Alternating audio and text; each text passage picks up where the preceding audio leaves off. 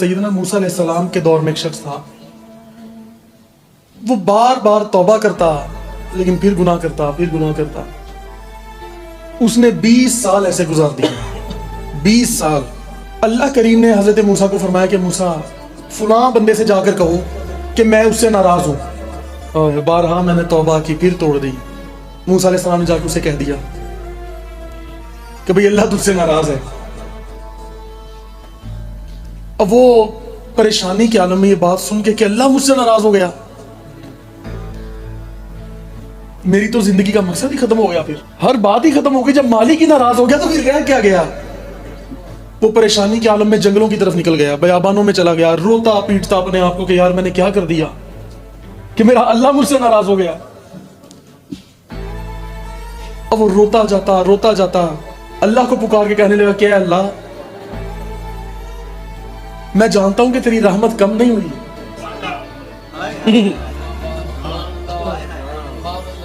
اور اے اللہ میرے گناہوں نے تجھے اتنا دکھ دیا، اور اے کریم اے رحیم، کہاں میرے گناہ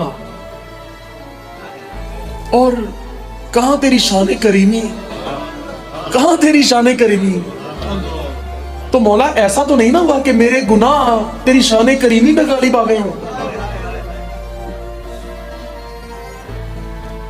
تو مولا اگر تو ہمیں اپنے در سے دھتکار دے گا تو ہم کس کے دروازے پہ جائیں گے؟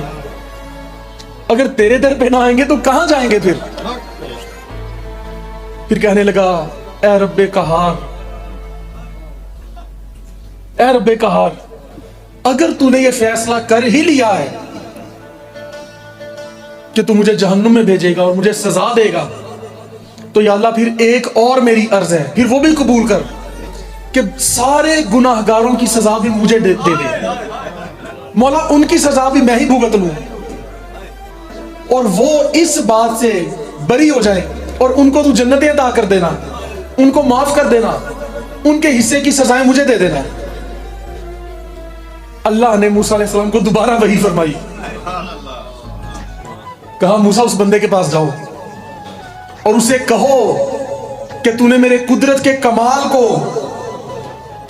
اور میرے عفو و درگزر کو پہچان لیا ہے، تو نے پہچان لیا ہے اس کی حقیقت.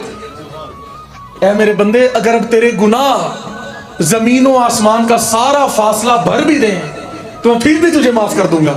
پھر موسیٰ علیہ السلام نے آ کے اس کو دوبارہ خوشخبری عطا فرمائی. دوسروں کی خاطر کچھ کرنے کا جذبہ، دوسروں کی بھلائی کرنے کا جذبہ، یہ اللہ کو بڑا پسند ہے.